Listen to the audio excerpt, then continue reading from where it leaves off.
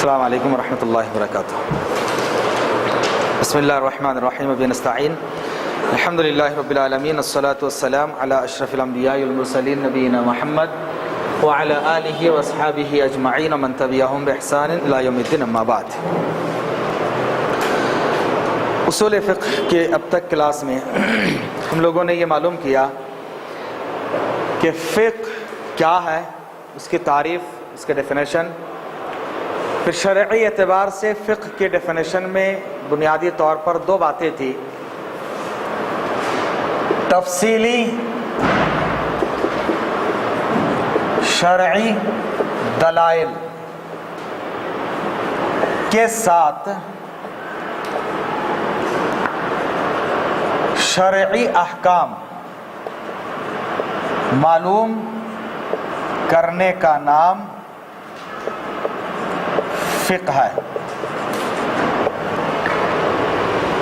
تو فقہ میں بنیادی طور پر دو باتیں ہوتی ہیں، ایک شرعی دلائل اور دوسرے ہیں شرعی احکام، شریعت کے دلائل اور شریعت کے احکام۔ دلائل کا مطلب ہے ثبوت، پروفز، بیس، کس بنیاد پر آپ بولتے ہیں۔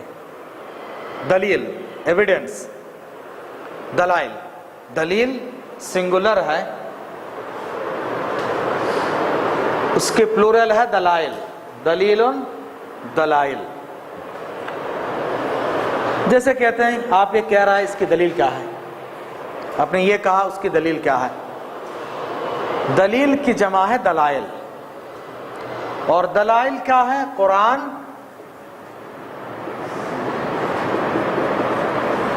اور حدیث، ان دونوں کے انڈر مزید 9 دلائل ہیں: قول صحابہ، اجماع، قیاس،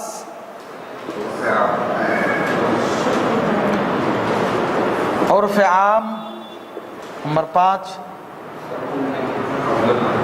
شرع من قبلنا، ہمارے سے پہلے والے لوگوں کی شریعت، نمبر 6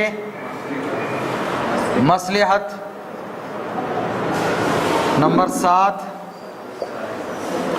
سد الذرائع یعنی سورس کو روکنا، نمبر 8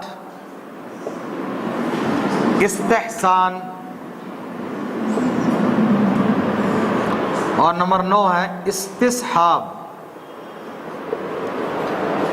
یہ کل شریعت کے دلائل ہیں، یعنی یہ سب پروف ہے۔ قول صحابہ، اجماع اور قیاس تک تقریباً علماء کا اتفاق ہے، عرف عام کے بعد سے تھوڑا اختلاف پایا جاتا ہے، لیکن یہ شریعت کے دلائل ہیں۔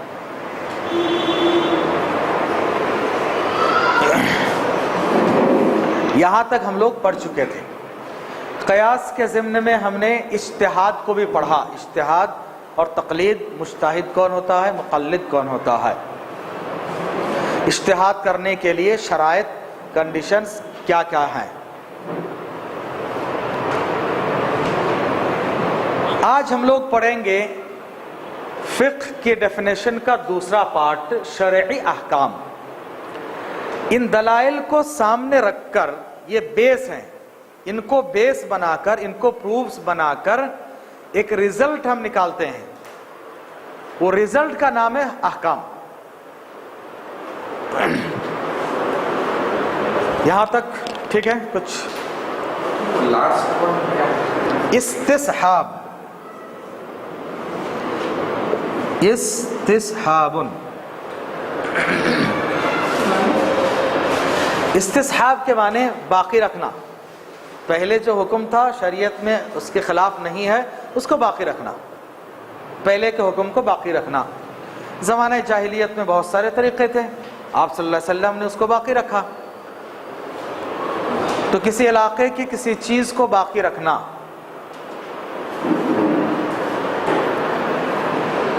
صاحب کے معنی ساتھی، یعنی کسی کو ساتھ میں رکھنا، استصحاب جو پہلے سے ہے قرآن و حدیث کے خلاف نہیں، اس کو باقی رکھنا۔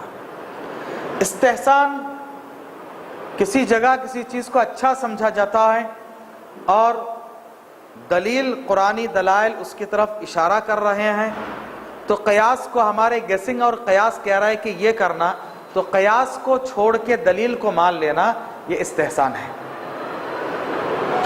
سد ذرائع، سورس کو بند کر دینا، جہاں یہاں سے ایک نکل کے ایک ڈور اگر یہاں کھول دیا جائے تو آگے بہت بڑا نقصان ہو سکتا ہے، تو یہیں پر اس ڈور کو بند کر دینا۔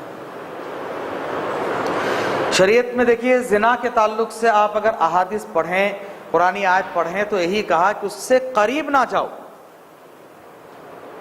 یعنی وہاں تک پہنچنا تو دور کی بات ہے، اس سے قریب، وہاں تک پہنچانے کے جتنے راستے ہیں سب کو بند کرو، چاہے وہ بے حیائی، فلم بینی، تنہائی میں ملنا، پھر اسی طرح سے مرد عورت کا اختلاط، یہ تمام چیزیں وہاں تک پہنچانے والی ہے، تو شریعت یہیں پر روک لگا دیتی ہے۔ یہ سد و ذریعہ ہے، یہ بھی دلیل ہے۔ کیوں بھائی یہاں تو کچھ نہیں، کیا ہے اس میں حرام؟ نہیں، یہ چیز وہاں تک پہنچا سکتی ہے۔ اور میں نے عمر رضی اللہ تعالیٰ عنہ کی مثال دی کہ وہ درخت جس کے نیچے بیعت رضوان ہوئی تھی، عمر نے اس درخت کو کٹوا دیا کیونکہ لوگ وہاں تبرک سمجھ کر جانے لگے۔ بہت ممکن ہے کہ صحابہ کا دور ختم ہو جائے تو اس کی پوجا شروع ہو جائے، تو عمر نے دور تک سوچا کہ وہاں پہنچنے سے پہلے اس کو ختم کرو، یہ سد و ذریعہ۔ یہاں تک ہم لوگوں نے معلوم کیا یہ شریعت کے دلائل ہیں، تو یہ نہیں کہنا قرآن حدیث میں کہاں ہے بھائی، بولو۔ قرآن حدیث کے علاوہ یہ چیزیں بھی دلیل ہے، کب؟ قرآن و حدیث کے خلاف نہیں ہونا۔ قرآن حدیث میں نہیں ہے، آپ کو ان میں دلائل مل رہے ہیں تو لے لینا، یہ سیکنڈری ہے۔ یہ فرسٹ، اولیت، فورموسٹ اور جو ہے پرائیورٹی جو دی جائے گی وہ قرآن و حدیث کو ہی، اس کے بعد یہ سیکنڈری حیثیت رکھتے ہیں یہ بھی، لیکن ان کا بھی انکار کرنا اچھا نہیں ہے۔ شریعت کے دلائل ہیں یہ، ان دلائل کو بیس بنا کر، ان کو بیس بنا کر اب شریعت کے کچھ ریزلٹ نکالنا کہ بھائی یہ ہے، اس کا حکم کیا ہے، نماز اس کا حکم کیا، روزہ اس کا حکم کیا، نفل اس کا حکم کیا، وطر کا حکم کیا، تہجد کا حکم کیا، یہ نکاح ہے، وہ تجارت ہے، یہ کاروبار ہے، اس کا حکم کیا، حکم کا مطلب اس کا رزلٹ کیا ہے۔ حکم کی جمع ہے احکام، حکمن احکامن، اس کا حکم کیا ہے، مطلب مسئلہ، ہاں رولنگز، بالکل صحیح ہے۔ شریعت کے رولنگز کیا ہے، اسلامک رولنگز کیا ہے، بالکل صحیح ہے، رولنگز ہی اس کے ایگزیکٹ ترجمہ ہے۔ اس کو دوسرے الفاظ میں مسئلہ بھی بولتے ہیں، مسئلۃن، اس کی جمع ہے مسائل۔ اگر ریمز کی شکل میں یاد رکھنا تو دلائل اور مسائل، آخر میں ال ہے، دیکھیے دلائل کو سامنے رکھ کر مسائل معلوم کرنے کا نام فقہ ہے، بہت سمپل ہے۔ اس کا مسئلہ کیا ہے، اس کا مسئلہ کیا، اس کا مسئلہ کیا، وہ مسئلہ کہاں معلوم کرنا ہے، دلائل کو سامنے رکھ کر، دلائل کو سامنے رکھ کر مسائل معلوم کرنا، یہ فقہ ہے، اور یہ اسلامی شریعت کی جان ہے، یہی اصل ہے۔ اس کے رول کیا، اس کا رول کیا، رولنگز معلوم کرنا ہی فقہ ہے۔ لیکن بیس کیا ہے، یہ قرآن و حدیث اور یہ 9 چیزیں، ان کو بیس بنا کر شریعت کے رولنگز معلوم کرنا فقہ ہے۔ تو یہ پروفز ہے، ایویڈنس ہے، یہ دلائل ہیں، اور رول کیا ہے وہ معلوم کرنا یہ احکام ہے۔ یہاں تک سمجھ میں آ گیا؟ کسی کو کچھ سوال ہے؟ اب آئیے ہم احکام معلوم کریں گے۔ آج کے لیے نیا چیپٹر ہے احکام، شریعت کے احکام کیا ہیں۔ میں جیسے لکھا ہوں گا آپ اسی طرح کاپی کریں تو آپ کو بات اچھی طرح سمجھ میں آئے گی انشاءاللہ۔ احکام، حکم کی جمع ہے احکام۔ اس کو مسئلہ جمع مسائل بھی کہتے ہیں۔ شریعت کے احکام 5 ہیں، شریعت کے احکام 5 ہیں، یہ بہت اہم ہے۔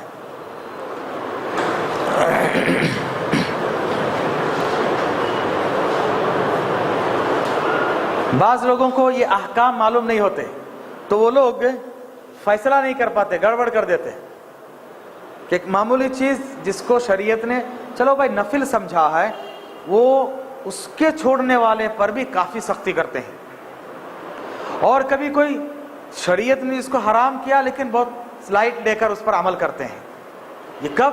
جب انسان کو اس کا حکم کیا ہے، مسئلہ کیا ہے، اس کے رول کیا ہے معلوم نہیں ہوتا تب۔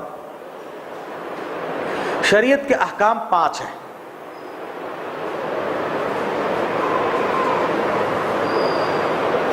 بلوغ المرام کا پورا نام جانتے ہیں؟ بلوغ المرام حدیث کی بہت جامع اور چھوٹی کتاب ہے۔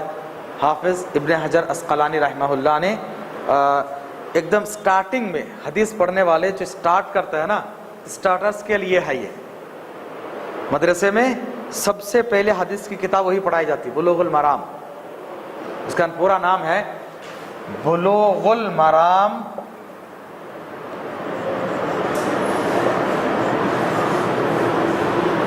من ادلۃ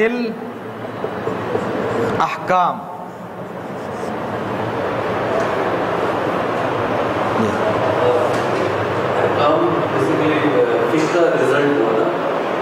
دلائل کے رزلٹ، دلائل اور رزلٹ دونوں ایکول ٹو فقہ، دونوں ملا کر فقہ ہے۔ ہاں، احکام کا یہ پارٹس،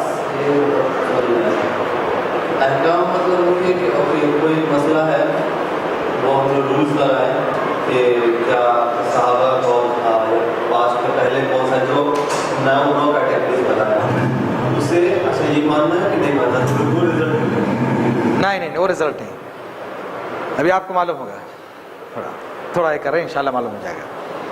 بلوغ المرام من ادلۃ الاحکام بنیادی کتاب ہے، جس کو امام بخاری کی کتاب صحیح بخاری کی شرح لکھنے والے، ایکسپلینیشن لکھنے والے فتح الباری کے جو رائٹر ہے حافظ ابن حجر اسقلانی، حافظ ابن حجر اسقلانی بہت بڑے محدث تھے، انہوں نے بخاری کی شرح لکھی ہے فتح الباری۔ انہوں نے یہ کتاب لکھی ہے کہ حدیث کا بہت ہی مختصر شارٹ ذخیرہ ہے، لیکن بہت اچھی کتاب ہے۔ سب سے پہلے یہی کتاب مدارس میں پڑھائی جاتی ہے، بلوغ المرام، پھر مشکات، پھر اس کے بعد ابو داؤد، ترمذی، نسائی، ابن ماجہ جو ہوتا ہے آگے، پھر بخاری لاسٹ میں پڑھاتے ہیں۔ اس میں دیکھیے بلوغ کے معنی پہنچنا، مرام کے معنی مقصد، مقصد کو پہنچنا، من سے، ادلہ دلیل کی ایک جمع ادلہ بھی ہے، دلیل کی ایک جمع ادلہ بھی ہے۔ یہ عربی میں ہے، دوسرے لینگویج میں ایک ورڈ کے کئی ایک جمع شاید یوز نہیں ہوتے، ایک ہی پلورل آتی ہے، اس کی سنگولر ہے، ایک پلورل ہے۔ عربی میں ایک سنگولر کے کئی ایک پلورلز ہوتے ہیں۔ ابھی دلائل بھی ہے اور ادلہ بھی ہے، دلیل و ادلہ، دلیل، دلائل و ادلہ دونوں جمع ہے، ایک ایک کے 3 4 سے جمع بھی استعمال ہوتے ہیں۔ لیکن پھر بھی آپ دیکھیے عربی واقعی معنی میں بہت آسان زبان ہے، عربی بہت آسان ہے۔ اب مثال کے طور پر آپ کو انگلش میں کتنے الفابیٹس یاد رکھنا ہے؟ 26۔ اور عربی میں آپ کو الف با تا سا سیم شیپ ہے۔ دنیا کی کسی لینگویج میں آپ جو ہے فرسٹ لیٹر جو شروع ہوتا ہے وہ آپ کو اتنی آسانی کے ساتھ نہیں۔ انگلش میں آپ کو لکھنا ہے تو 1 2 3 لکیر ہے الف میں، عربی میں صرف 1 لکیر۔ آپ ہندی میں لکھیے تو آپ کو کتنا سارا ڈالنا،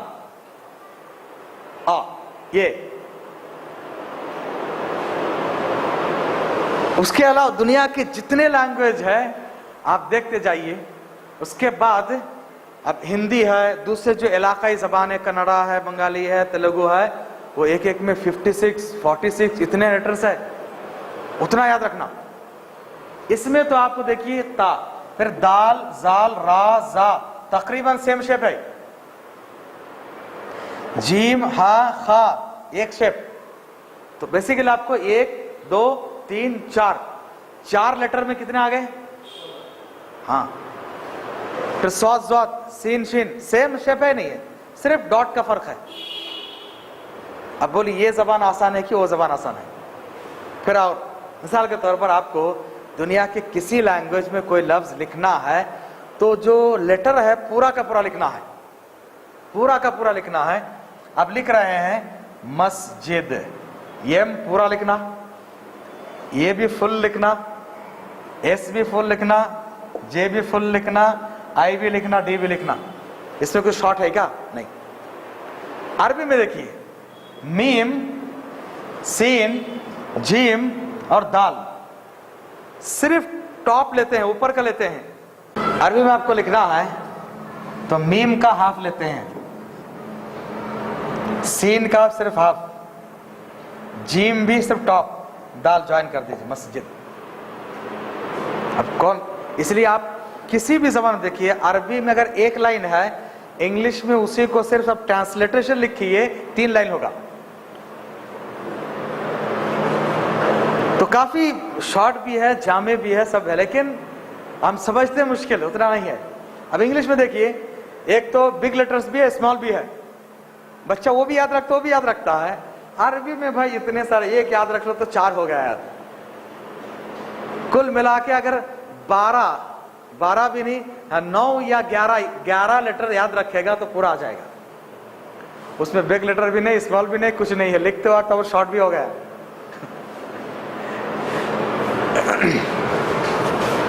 آپ کو کسی بھی ہندی میں لکھیے, آپ کو ماں پورا لکھنا, جا پورا لکھنا, اس کے بعد سا بھی پورا لکھنا, دال بھی پورا لکھنا ہے, شارٹ نہیں ہے کسی بھی میں. اس لیے عربی آپ جتنا فاسٹ لکھ سکتے ہیں دوسرے اس میں نہیں. بہرحال ایک اور بات تھی, دلیل کی ایک جمع ہے ادلہ, احکام, حکم کی جمع احکام. تو احکام کے دلائل معلوم کرنے کی کتاب, اس میں کیا ہے؟ حدیثیں ہیں, حدیث دلیل ہے. تو آئیے اب احکام ہم لوگ معلوم کرتے ہیں.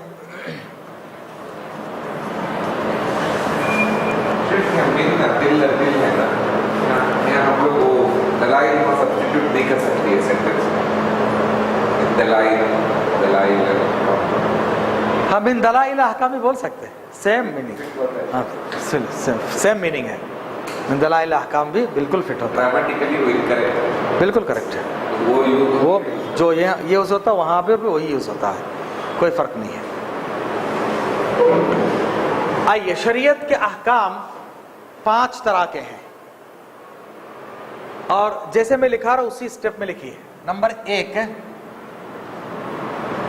واجب, جس کا دوسرا نام ہے فرض.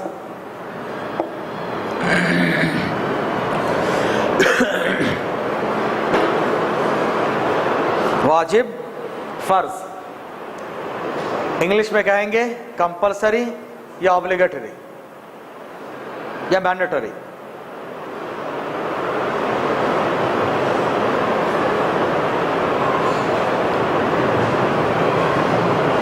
محدثین کے یہاں واجب اور فرض میں کوئی فرق نہیں.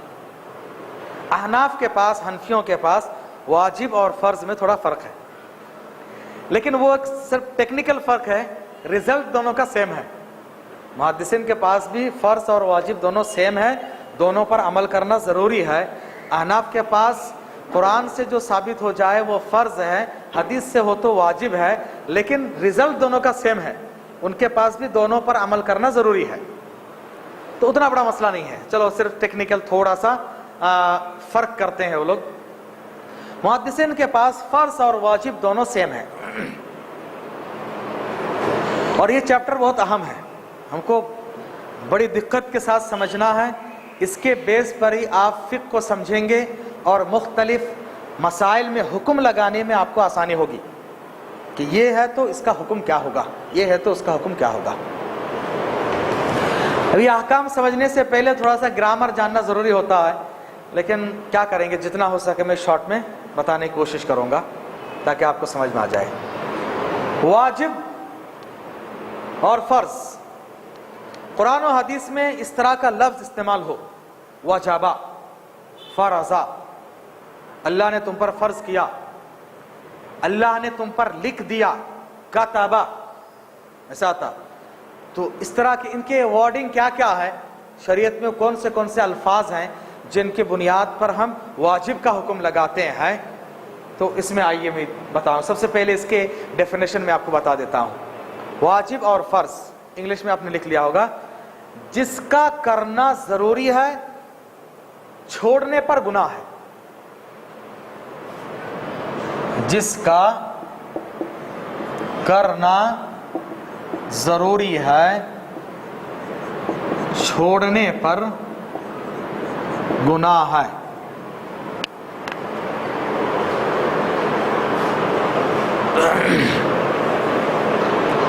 नाम हुआ, उसके डेफिनेशन है, कैसे पहचानेंगे वो मैं आप बताऊंगा, वो असल है। ये फ़र्ज़ है, कैसे पहचानना, ये वाजिब है, कैसे मालूम करना। जिसका करना ज़रूरी है, छोड़ने पर गुनाह है। अब इंग्लिश में उसको लिख लीजिए, कैसे लिखें आप, कैसे लिखें तो सुनाइए। Doing this is compulsory or obligatory and leaving this is a sin.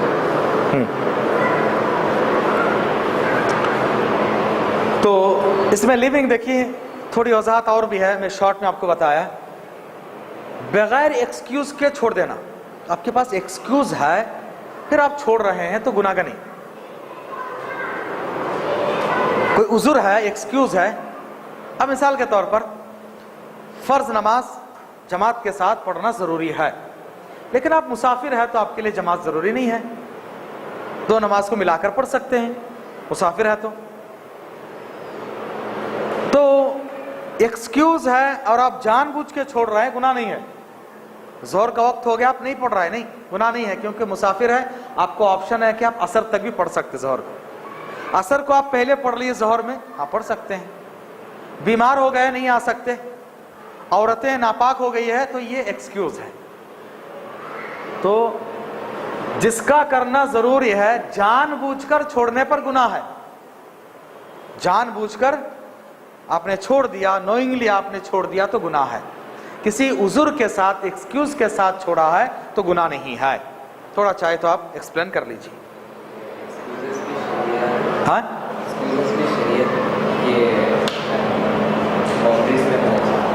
हाँ, शरीयत किस में होना चाहिए? हाँ, शरई उज़ुर, इसको बोलते हैं शरई उज़ुर। हाँ, शरीयत के उज़ुर क्या है वो हम लोग फ़िक़्ह में पढ़ेंगे। उज़ुर क्या क्या, एक्सक्यूज़ेस क्या क्या है। तो वाजिब जिसका करना ज़रूरी है, जानबूझकर छोड़ने पर गुनाह है। कोई उज़ुर हो तो ही आदमी छोड़ सकता है। उज़ुर के बगैर एक्सक्यूज़ के जानबूझ के फ़र्ज़ या वाजिब को छोड़ दिया तो वो गुनहगार होगा। अब इसको पहचानेंगे कैसे? ये इसका नाम हुआ, ये इसकी डेफिनेशन, तारीफ है। अब इसकी पहचान, वाजिब को कैसे पहचानेंगे, फ़र्ज़ को कैसे पहचानेंगे? इसकी पहचान की पहला लफ्ज़, कुरान और हदीस में किसी जगह पर ऑर्डर आ जाए, ऑर्डर, इसको अरबी में बोलते हैं अम्र, अल अम्रु, अम्र के माने ऑर्डर, करो। किसी चीज के बारे में कुरान और हदीस में अल्लाह ने, रसूल ने ऑर्डर किया। अल्लाह ने कहा, नहीं कहा अकीमुस्सलात, नमाज कायम करो, ऑर्डर है। सूमू, रोजा रखो, ऑर्डर है। हज करो, ऑर्डर है। ज़कात दो, ऑर्डर है। हाँ, तो जितने भी ऑर्डर के साथ अल्फाज आए वो 90% वाजिब होता है। 90%, 100% नहीं, 10% उसमें भी एक्सेप्शनल है। 10% एक्सेप्शनल कहाँ है वो हम लोग आगे मालूम करेंगे कि वहां पर कुछ एक क्लू मिलना, कोई एक इशारा मिलना कि यहां पर जो ऑर्डर है वो मैंडेटरी नहीं है। यू कैन डू, कर सकते हो, लेकिन जरूरी नहीं है। तो वो हम लोग उसके कॉन्टेक्स्ट को देखकर समझेंगे इंशाअल्लाह। वो जब आएगा मैं उस वक्त फाइंड आउट करके बताऊंगा। आप फिलहाल दिमाग में ये रखें, कुरान और हदीस में किसी चीज के बारे में ऑर्डर आ गया, करो तो वाजिब है, फर्ज है। अब अगर कोई जानबूझ के उसको छोड़ दिया तो गुनहगार है। यही मसला आता है बहुत सारे कुरान और हदीस के अहकाम में। आप देखेंगे जैसे दाढ़ी का है, अल्लाह के रसूल ने कहा उसको माफ कर दो, माफ कर दो, छोड़ दो। ये ऑर्डर है, नबी का ऑर्डर है, तो ये वाजिब होता है। अब यहां देखिए एक मसला, इससे पहले एक साहिब ने लिख दिया कि भाई दाढ़ी छोड़ना सुन्नत है, वाजिब नहीं है, इसके लिए क्यों इतना लड़ते हो। ये उनका गलत इस्तेदलाल है, उन्होंने शरीयत को समझा ही नहीं। सुन्नत दो माने में यूज होता, एक हदीस के माने में और ये एक वाजिब से नीचे दर्जे के लिए, वो नेक्स्ट में बताऊंगा आपको। शरीयत के अहकाम में एक सुन्नत भी है, और सुन्नत दलील और हदीस के तौर पर भी इस्तेमाल होता है। तो सुन्नत दो तरह के, सुन्नत वाजिबा, सुन्नत मुअक्कदा। तो जहां पर नबी ने भी ऑर्डर दिया वो सुन्नत सुन्नत वाजिबा है, वाजिब है वो करना। बात समझ में आ रही है? वाजिब है, ऑर्डर है तो वाजिब है। ये पहला टर्म अम्र। इसीलिए फिक्ह के उसूल में एक जाबिता है, अल अम्रु यदुल्लु अलल वुजूब। वुजूब मीन्स वाजिब।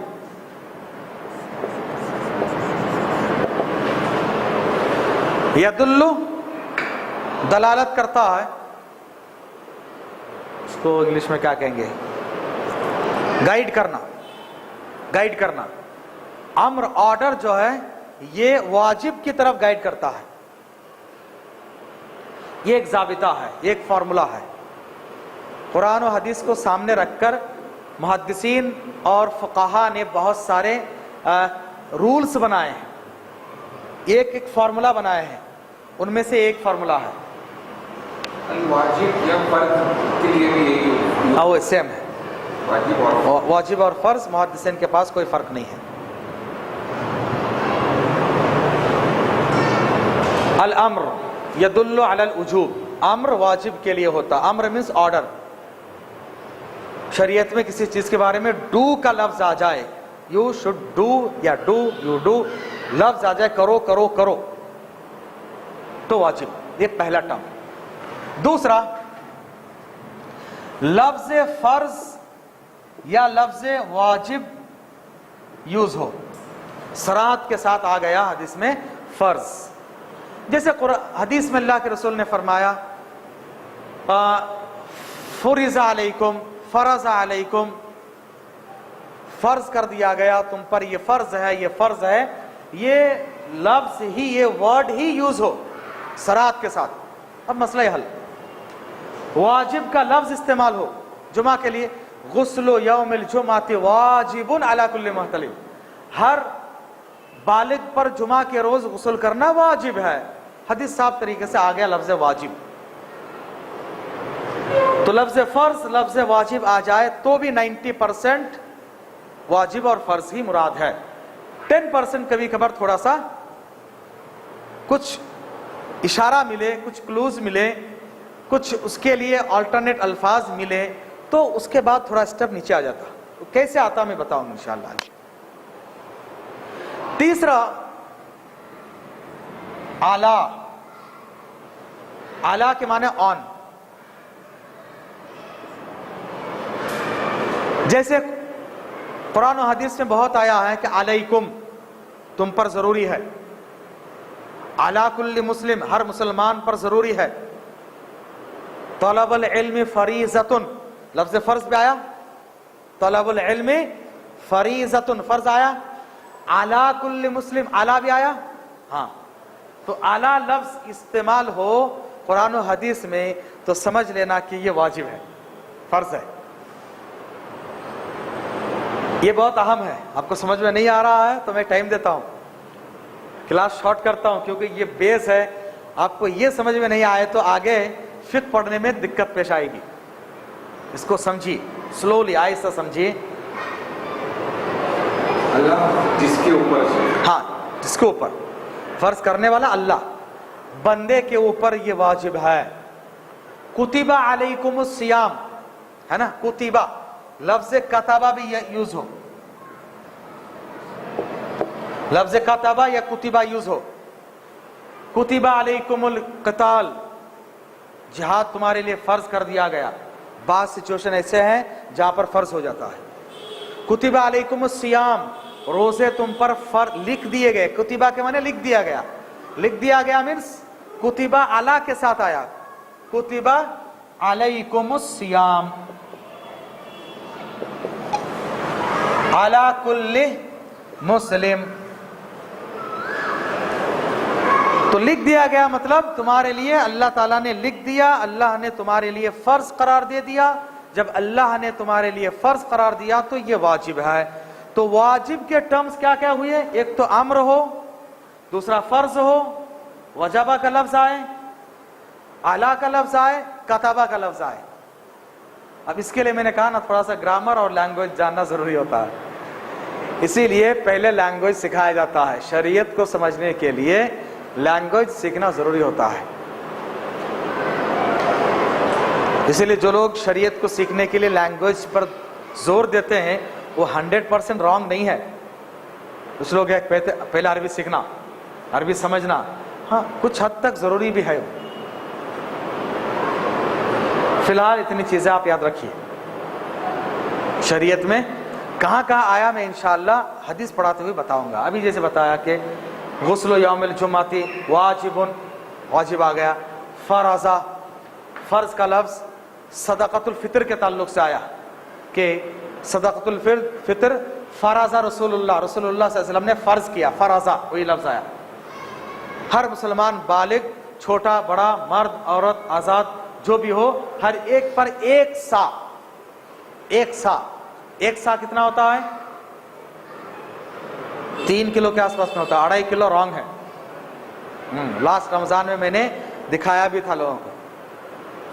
3 किलो होता है, बल्कि 3 किलो से थोड़ा ज्यादा ही होता है, 2.5 किलो नहीं। 2.5 किलो वाली रिवायत ये सही नहीं है। अक्सर अहले इल्म ने कहा कि 3 किलो से ज्यादा ये ज्यादा सही होता है, तो कम से कम 3 किलो दे दे। कतबा लफ्ज आया, कुतिबा अलैकुमुस सियाम, रोजे तुम पर फर्ज किए गए। तो आप कहेंगे भाई कुतिबा है, आपने क्यों फर्ज किया कहा? हाँ, ये लफ्ज इसमें दाखिल है। ये तमाम अल्फाज क्या हम लोगों को मैसेज देते हैं कि ये वाजिब है, वाजिब है। तो कुरान और हदीस में जहां पर भी ये 4 चीजें, और भी हैं, कम से कम ये 4 चीजें आ जाएं तो समझ लेना कि ये वाजिब है, इसका करना अब वाजिब हो गया। जी, अम्र है ना, अकीमु नमाज, अकीमुस सलात, नमाज कायम करो, ऑर्डर है। इसको देखिए इंग्लिश में ऑर्डर को इंग्लिश ग्रामर में कुछ बोलते हैं इंट्रोगेटिव सेंटेंस, क्वेश्चन होता नहीं इंट्रोगेटिव में, हाँ इंपरेटिव होता है ऑर्डर के लिए। नहीं, इंपरेटिव नहीं आता, कुछ और एक आता है। एक होता है मत करो बोलते हैं ना,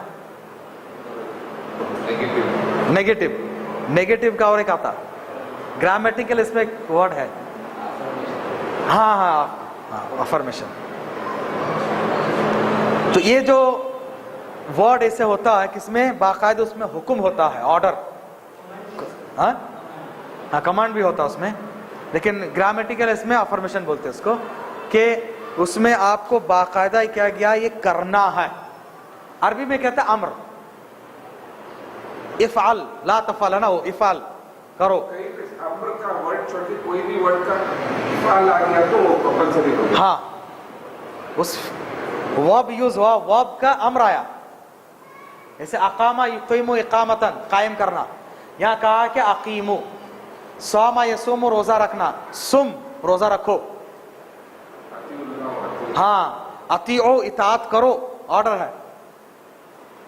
तो 90% तो यही लफ्ज से ही आता है, ये बहुत कम यूज होता है, ज्यादा यही होता है शरीयत में, ये करो। नबी ने कहा कि निकलो। अब नबी का हुक्म साहबा ने कैसे समझा? वाजिब है। इसीलिए एक आप सल्लल्लाहु अलैहि वसल्लम एक मर्तबा ये कहे कि बैठ जाओ। अब उस सहाबी दरवाजे के पास थे, बैठ गए। क्यों बैठ गए? नबी का हुक्म आ गया, बैठ जाओ, वाजिब है, अगर मैं नाफरमानी करूं तो अज़ाब आएगा। सहाबा ने कैसे समझा? देखिए, वाजिब का करो। नबी ने कहा कि जिहाद के लिए निकलो, नबी का हुक्म आ गया, गुस्ल तक करना गवारा नहीं, नापाकी की हालत में है, इतनी ताखिर भी गवारा नहीं कि गुस्ल करें, बस निकलना। हजरत हंजला, बाज रिवायत में भी आता है कि हजरत हमजा रदी अल्लाह ताला अन्हु भी जनाबत की हालत में थे जब शहीद हुए, फरिश्तों ने उनको भी गुस्ल दिया। हजरत हंजला और हजरत हमजा दोनों को फरिश्तों ने गुस्ल दिया। जब उनके लाश के पास गए तो साहबा ने देखा कि एकदम भीगा हुआ है, जैसे शबनम गिरे हुए हैं। नबी से पूछे कि क्या माजरा है, तो कहा कि इनको फरिश्तों ने गुस्ल दिया है, असलतहुमुल मलाइका, फरिश्ते ने गुस्ल दिया। तो सहाबा ने क्या समझा? नबी का हुक्म है, हमें करना है बस, क्योंकि ये वाजिब है। नबी ने जूते निकाल दिए, बस अब निकालना जरूरी है, क्या क्यों वो मालूम नहीं। ये सहाबा की इताअत।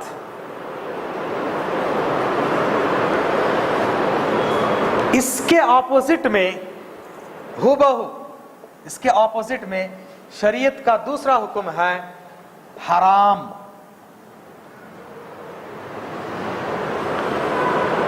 फॉरबिडन या प्रोहिबिटेड। वाजिब और फर्ज के ऑपोजिट क्या है? हराम। हाँ? हलाल उसमें आएगा। हराम के ऑपोजिट में एक हलाल भी आता, हराम के ऑपोजिट में एक हलाल भी आता कि हलाल ही है, परमिसिबल है, हलाल भी हो सकता है। वो आमतौर से मुआमलात में, खाने पीने के चीज़ में यूज़ होता है, ये हलाल है ये हराम है, या तिजारत में ये हलाल है हराम में यूज़ होता है। तो जब हराम और हलाल दोनों ऑपोजिट में कहा जाए तो हलाल का मतलब होता है कि अब ये परमिसिबल है, ये चाहे तो कर सकते हो अमल, जरूरी नहीं। हर हलाल काम करना जरूरी नहीं है, लेकिन हर हराम काम छोड़ना जरूरी है। इसका डेफिनेशन एकदम उल्टा। जिसका छोड़ना जरूरी है, जानबूझकर करने पर गुनाह है। उसका क्या था? जिसका करना जरूरी है, जानबूझकर छोड़ने पर गुनाह है। याद कर लीजिए, बेहतर है, जानबूझकर।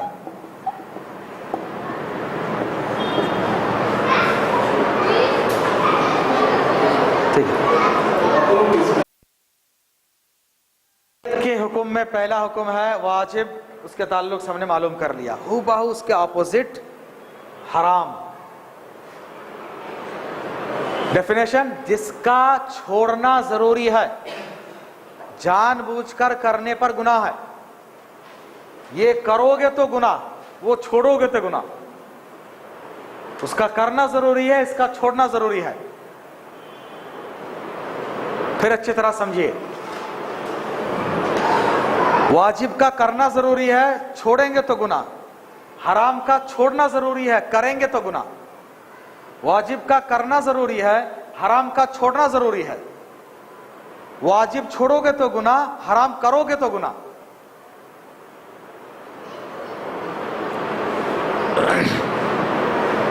तो जिसका करना, जिसका छोड़ना जरूरी है, जानबूझकर करने पर गुनाह है।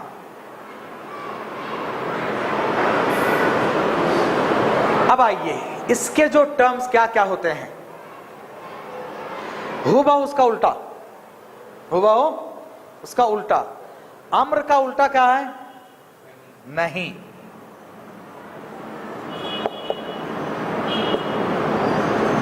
نہیں، یہی اسی لیے میں نے بتایا گرامر جاننا ضروری ہے اس کے لیے تھوڑا سا.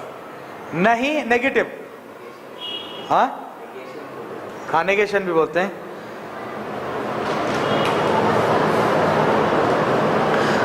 اس میں کیا ہوتا ہے، باقاعدہ چھوڑنے کا حکم، مت کرو، ڈونٹ. جتنے ڈونٹس ہے اس میں جتنے ڈوز ہے. واجب میں امر ڈو کرنا ہے، اور یہ ڈونٹ مت کرو. شراب مت پیو، زنا مت کرو، چوری مت کرو، ہے نا، نہیں کرنا ہے.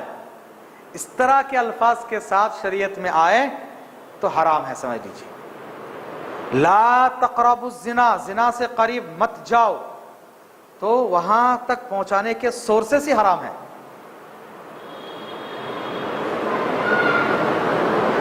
نہیں، لا اس میں کیا ہوتا ہے، کرو.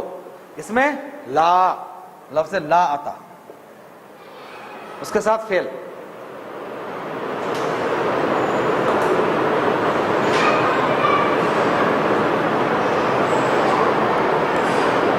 دوسرے میں ہبو، وہاں پر لفظ فرض ہے، واجب ہے، یہاں پر لفظ حرام آ جائے، تمہارے لیے حرام ہے. حرمت علیکم، تم پر حرام کر دیا گیا. حرمت قرآن میں کتنی جگہ آپ پڑھتے ہیں، حرمت، حرام کر دیا گیا تمہارے لیے. میتہ، مردہ، خنزیر، خون.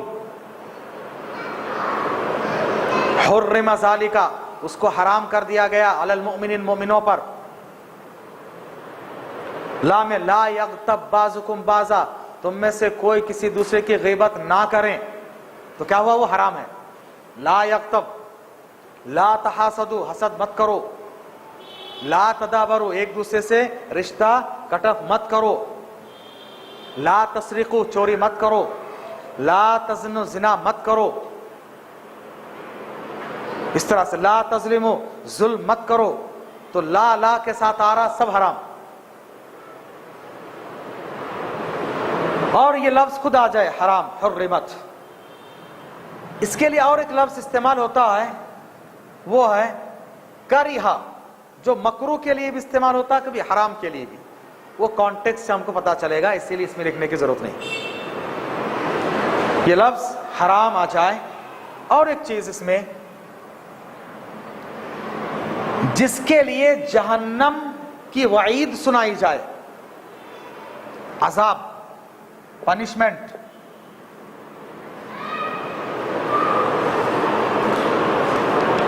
یہ کرو گے تو جہنم، یہ کرو گے تو اس کی یہ سزا.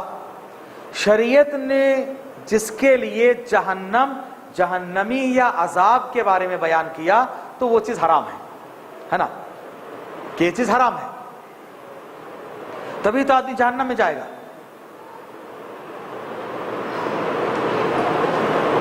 جس کے بارے میں وعید سنائی گئی، وعید یعنی اس سے منع کیا گیا. ایک لفظ اور بھی آتا ہے حرام کے ساتھ، منع، منع کرنا. نبی نے اس سے منع کیا، مطلب حرام ہے. منع، میم نون عین، لفظ منع.